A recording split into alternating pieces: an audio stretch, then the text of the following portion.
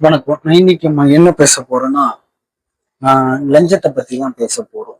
அதாவது சட்டப்படி செய்ய வேண்டிய ஒரு வேலையை நாம காசு கொடுத்து கூடுதலா வேலை செய்ய வைக்கிறோம். இந்த லஞ்சத்தை எப்படி நிறுத்தலாம்? இல்லை இதை நிறுத்தவே முடியாதா? அதை பத்தி தான் நம்ம இந்த வீடியோல பேச போறோம். நம்ம வீடியோ இது மாதிரி அரசியல் சம்பந்தப்பட்ட வீடியோவா இருக்கும். இந்த லஞ்சம் வாங்குறதுனால ஒரு நேர்மையான அதிகாரி இழக்கப்படுறாரு. இந்த லஞ்சம் வாங்குறதுனால ஒரு ஏழை மக்களுக்கு போக வேண்டிய நலத்திட்டங்கள் குறைக்கப்படுது. அடுத்தது பாத்தீங்கன்னா ஒரு அரசோட மேல இருக்கிற நம்பிக்கை நமக்கு குறையப்படுது.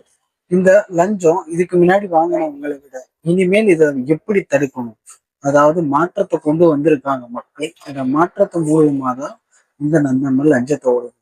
தலைவர் விஜயன்னா சொன்ன மாதிரிதான் லஞ்சத்தை ஒழிப்போம், மக்கள் பைசால இருந்து ஒரு பைசா கூட தொட மாட்டேன்னு சொல்லியிருக்காரு.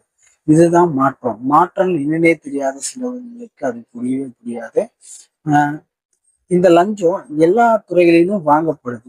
இன்னும் இந்த துறையெல்லாம் ஒரு புதிய அதிகாரி மாற்றுறதுக்கு கொஞ்ச நாள் டைம் எடுக்கும்.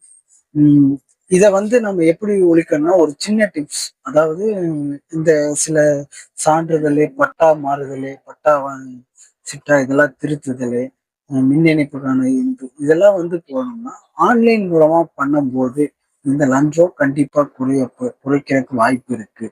அதுக்குதான் இதை எல்லாமே ஒரு ஆன்லைன் மூலியமா பண்றதுனால யாருக்கும் எந்த அதிகாரிக்கும் டைரக்டா எந்த அந்த இது முகம் கொடுத்து பேசி வாங்க முடியாது. ஆன்லைன் மூலம் ஃபார்ம் நம்ம கொடுக்குற ஃபார்ம்ல எல்லாமே கரெக்டா இருந்துச்சுன்னா அதை அப்ரூவ் பண்ணுவாங்க. இது மூலியமா ஃபர்ஸ்ட் நம்ம லஞ்சத்தை ஒழிக்கலாம். இந்த லஞ்சம் வாங்குறதுனால அதிகாரி மேல மட்டும் நம்ம தப்பு சொல்ல முடியாது. நம்ம மக்களும் இதுக்கு பொறுப்பு தான். ஏன்னா நம்மளுடைய வேலை சீக்கிரமா நடந்து முடியும். அதுக்காக நம்ம சீக்கிரமா ஒரு வேலையை முடிக்கணும், லஞ்சம் கொடுக்குறோம். இதனால நம்ம பண்ற தப்புனால இன்னும் அவங்க 4 பேர்த்துக்கிட்ட வாங்கும்போது அவங்க சொத்து தான் ஏறுமே தவிர நம்ம இன்னும் உங்களுக்கு கீழே இருக்கிற அந்த வறுமை கீழே இருக்கிறவங்க லஞ்சம் கேட்கறது.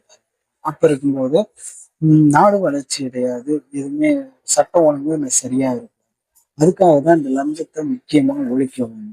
ஆஹ் ஒரு லஞ்சத்தை ஒழிச்சாதான் அந்த நாட்டோட வளர்ச்சியை இன்னும் அடுத்த லெவலுக்கு போகும். நீங்க என்ன நினைக்கிறீங்க இந்த லஞ்சத்தை பத்தி? லஞ்சத்தை ஒழிக்க முடியுமா?